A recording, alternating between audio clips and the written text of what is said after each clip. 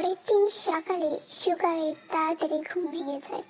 সুগা ঘুম থেকে উঠে পাশে তাকিয়ে দেখে জিমিন বাচ্চাদের মতো করে গুটিসুটি মেরে ঘুমাচ্ছে। সুগা খেয়াল করে জিমিনের চোখের কোণে জল, তার মানে জিমিন কাল রাতে কেঁদেছে। সুগার ব্যাপারটা খুব খারাপ লাগে এবং মনে মনে বলে, কাল একটু বেশি বকাবকি করে ফেলেছি, আমার বকাবকি করাটা উচিত হয়নি। কিন্তু কাল ও যেগুলো বলল তারপরে ও ও আমার ভালোবাসা নিয়ে সন্দেহ করে। তারপর সুগা আর কিছু না ভেবে জিমিনের কপালে একটা কিস করে সেখান থেকে উঠে চলে যায়। কিছুক্ষণ পরে ফ্রেশ হয়ে নিচে নেমে আসে। নেমে এসে দেখে জাঙ্কুক অলরেডি ব্রেকফাস্ট করতে বসে পড়েছে। সুগাও এসে বসে পড়ে।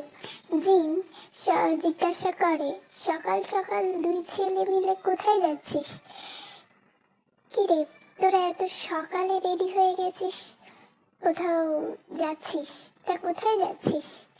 হ্যাঁ, অনেক দিন ছুটি নিয়েছি তো, প্রচুর কাজ জমে গেছে, তাই আমি আর সুগা তাড়াতাড়ি যাচ্ছি। আসলে জাঙ্কুক আর সুগা তাড়াতাড়ি কাজে যেতে চাইছিল, কারণ তারা তে আর জিমিনের সামনে বেশি থাকতে চায় না। তাই ওরা ঘুম থেকে ওঠার আগেই তারা বাড়ি থেকে চলে যাচ্ছে। ব্রেকফাস্ট শেষ করার পরে জাঙ্কুক আর সুগা বেরিয়ে পড়ে। গাড়িতে উঠে বসার পরে জাঙ্কুক সুগাকে জিজ্ঞাসা করে, সুগা, কালকে কি তোর সাথে জিমিনের ঝগড়া হয়েছে? ভাইয়া ও আমার ভালোবাসা নিয়ে সন্দেহ করেছে, আমি নাকি ওকে ভালোবাসি না। ও এটা কি করে বলতে পারলো ভাইয়া? আমি বুঝতে পারছি, কাল তেও আমার সাথে এই একই বিষয় নিয়ে ঝগড়া করেছে। অন্যদিকে সুগা আর জাঙ্কুক বেরিয়ে যাওয়ার কিছুক্ষণ পরে জিমিনাতে ঘুম ভাঙে। ঘুম থেকে উঠে রুমে কাউকে দেখতে পায় না, ভাবে হয়তো তারা নিচে আছে। তারপর তে আর জিমিন ফ্রেশ হয়ে নিচে নেমে আসে, কিন্তু নিচেও জাঙ্কুক আর সুগাকে দেখতে পায় না। তাই তে তার মামুনি জিনকে প্রশ্ন করে, আচ্ছা মামুনি, তোমাদের ছেলেরা কোথায়? সকাল থেকে দেখতে পাচ্ছি না তো। তারা দুজনে সকাল সকাল অফিসে চলে গেছে। এত সকালে তো তারা অফিসে যায় না, তাহলে আজ এত সকালে অফিসে কেন গেল? বললো অনেক কাজ আছে, তাই সকাল সকাল বেরিয়েছে। তে আর জিমিন তো ব্যাপারটা বুঝতে পারে আর মনে মনে নিজেকেই দোষারোপ করতে থাকে। তে আর জিমিন চুপচাপ খাওয়া দাওয়া শেষ করে উপরে রুমে চলে যায়। রুমে যাওয়ার পরে দুজন দুজনকে জড়িয়ে ধরে কাঁদতে শুরু করে। কাঁদতে কাঁদতে বলতে শুরু করে, আমাদের উচিত হয়নি ওদের সাথে এরকম ব্যবহার করার, কিন্তু তে আমরা ছাদে গিয়ে যেটা দেখেছি তারপর কি মাথা ঠান্ডা রাখা সম্ভব? জানি সম্ভব না, কিন্তু তাদের ভালোবাসা নিয়ে সন্দেহ করাটা উচিত হয়নি। ওনাকে না দেখে আমি আর থাকতে পারছি না জিমিন। তুই কি আমার ভাইয়াকে ভালোবেসে ফেলেছিস?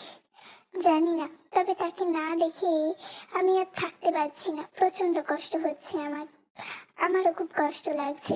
আমার মনে হয় আমরা তাদেরকে ভালোবেসে ফেলেছি, আমাদের উচিত তাদেরকে আমাদের মনের কথা বলা। কিন্তু জিমিন, কি করে বলবো? তারপর তারা কিছু একটা প্ল্যান করে। রাতের বেলা জাঙ্কুক আর সুগা ইচ্ছে করে দেরি করে বাড়ি এসে ফিরেছে, যাতে তাদেরকে তে আর জিমিনের মুখোমুখি হতে না হয়। জাঙ্কুক আর সুগা আগে থেকেই তাদের মাকে বলে রেখেছিল যে আজ তারা রাতে বাইরে খেয়ে আসবে, তাই তারা রাতে বাইরে থেকে খেয়ে এসেছিল। এসে সোজা উপরে নিজের রুমে চলে গিয়েছিল। জাঙ্কুক রুমে ঢুকে তো পুরোই অবাক, কারণ তে খুব সুন্দর করে সেজে বিছানার উপরে বসে আছে। তেকে বসে থাকতে দেখে জাঙ্কুক রুম থেকে বেরিয়ে যাচ্ছিল। ঠিক তখনই তে দৌড়ে এসে জাঙ্কুকের হাতটাকে শক্ত করে ধরে। জাঙ্কুক পিছন দিকে না তাকিয়ে তেকে প্রশ্ন উদ্দেশ্য করে বলে, তে আমার হাতটা ছাড়ো। না, আমি ছাড়বো না, আমি শেষবারের মতো বলছি, আমার হাতটা ছাড়ো। তে এবার কোনো কথা না বলে জাঙ্কুককে নিজের দিকে ঘুরিয়ে শক্ত করে জড়িয়ে ধরে।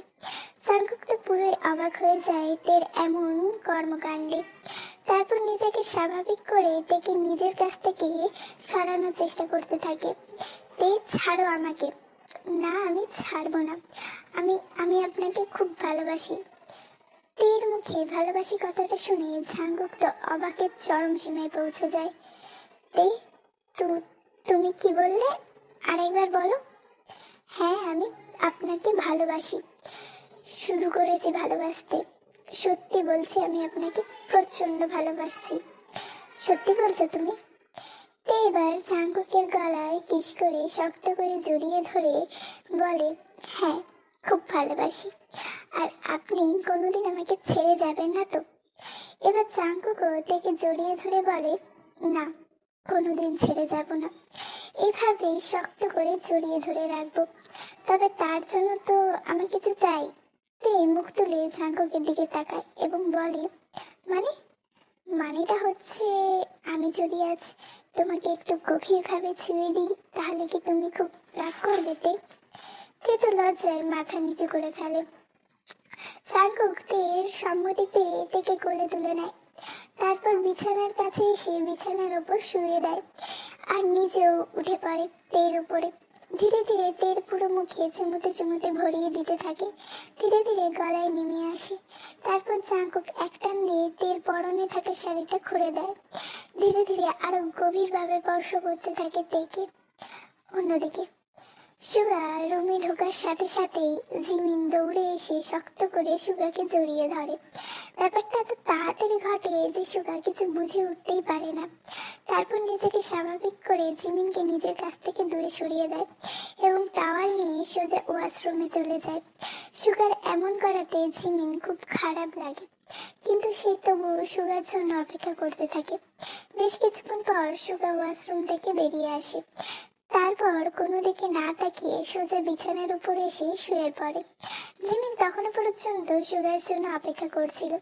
সুগাকে শুয়ে পড়তে দেখে জিমিন সোজা গিয়ে সুগার উপরে উঠে পড়ে আর কোনো কথা ছাড়াই সুগার পুরো মুখে চুমুতে চুমুতে ভরিয়ে দিতে থাকে। বেশ কিছুক্ষণ পর জিমিন কিস করা থামিয়ে সুগার দিকে তাকায় এবং বলতে শুরু করে, আমি আপনাকে খুব ভালোবেসে ফেলেছি, আপনাকে ছাড়া বাঁচবো না। আর ভুল হয়ে গেছে আমার, ওই কথাগুলো বলা উচিত হয়নি, প্লিজ আমাকে ক্ষমা করে দিন। সুগা জিমিনের চোখের জলটা মুছে দিয়ে বলে, আমি তোমাকে সত্যি ভালোবাসি, আর কোনোদিন আমার ভালোবাসা নিয়ে সন্দেহ করবে না জিমিন। তারপর সুগা জিমিনকে বিছানার উপর ফেলে দেয় এবং নিজে জিমিনের উপরে উঠে পড়ে। তারপর জিমিনের ঠোঁটের সাথে নিজের ঠোঁট মিলিয়ে দেয়। ধীরে ধীরে জিমিনকে আরো গভীরভাবে ছুতে থাকে। জিমিনের মিষ্টি স্বর সারা ঘরে প্রতিধ্বনিত হতে থাকে। 7 বছর পরে তে আর জিমিন রান্নাঘরে রান্না করছে আর বাকিরা ড্রয়িং রুমে বসে বসে গল্প করছে। ঠিক তখনই তেকুক আর ইয়ুনমিন দৌড়ে আসে তাদের মামুনির কাছে। হ্যাঁ, তে আর জাঙ্কুকের ছেলে তেকুক, আর সুগা আর জিমিনের ছেলে হচ্ছে ইয়ুনমিন। তেকুক এসে জিমিনের কাছে নালিশ করে এবং ইয়ুনমিন তের কাছে এসে নালিশ করে তেকুককে নিয়ে। আর তারপর তে আর জিমিনকে বকাবকি করতেই যাবে, ঠিক তখনই দৌড়ে তারা তাদের বাবাদের কাছে চলে আসে। দুজনকে তাদের বাবাদের কোলে উঠে গলা জড়িয়ে ধরে কাঁদতে শুরু করে এবং কাঁদতে কাঁদতে বলতে শুরু করে, বাবা বাবা, দেখো মা আমাকে মারছে। ছেলেদের কান্না দেখে জাঙ্কুক আর সুগা রেগে যায়। বলতে শুরু করে, তোমাদের এত বড় সাহস, তোমরা আমাদের ছেলেদেরকে বকাবকি করছো, তোমাদের তো আজ হচ্ছে। এই বলে জাঙ্কুক আর সুগার টানতে টানতে তে আর জিমিনকে উপরে নিয়ে যায়। রুমে এসে দরজা বন্ধ করে দেয়। তে তো প্রচন্ড ভয় পেয়ে যায়, ভয়ে ভয়ে জাঙ্কুকের দিকে তাকায়। জাঙ্কুক তো মুচকি মুচকি হাসছে। সে তেকে কোলে তুলে নেয় আর বিছানার উপর শুয়ে দেয়। তারপর বলতে শুরু করে, আমার এখন তোমাকে চাইতে। তে অবাক হয়ে জাঙ্কুকের দিকে তাকিয়ে বলে, কি? আপনি এই জন্য এখানে নিয়ে এসেছেন? আপনি জানেন আমার কত কাজ বাকি আছে? তেকে আর কিছু বলার সুযোগ না দিয়ে তে ঠোঁটটা দখল করে নেয় জাঙ্কুক আর ধীরে ধীরে হারিয়ে যেতে থাকে তের মধ্যে। অন্যদিকে সুগা জিমিনকে রুমে নিয়ে আসার পরে জিমিনকে বিছানার উপরে ফেলে দেয় আর নিজেও উঠে পড়ে জিমিনের উপরে। সুগার এমন কাজকর্মে জিমিন কেঁপে ওঠে। জিমিনকে কাঁপাকাঁপি করতে দেখে সুগা বলে ওঠে, একটা বাচ্চার মা হয়ে গেছো, তবুও এখনো পর্যন্ত তোমার কাঁপাকাঁপি বন্ধ হলো না। ঠিক আছে, অসুবিধা নেই, আজ আমি তোমার কাঁপাকাঁপি করা বন্ধ করে দেবো একেবারে সারা জীবনের মতো। সুগার লাগাম ছাড়া কথা শুনে জিমিন লজ্জায় সুগার বুকে মুখ গুজে ফেলে। সুগা ধীরে ধীরে জিমিনের সাথে মিলে যেতে শুরু করে। গল্পটা আমি এখানেই শেষ করলাম। জানি না গল্পটা কেমন হয়েছে। যদি তোমাদের ভালো লেগে থাকে please like, comment, share and subscribe. আর নতুন গল্পের জন্য অপেক্ষা করো, খুব তাড়াতাড়ি একটা খুব ভালো গল্প আসতে চলেছে।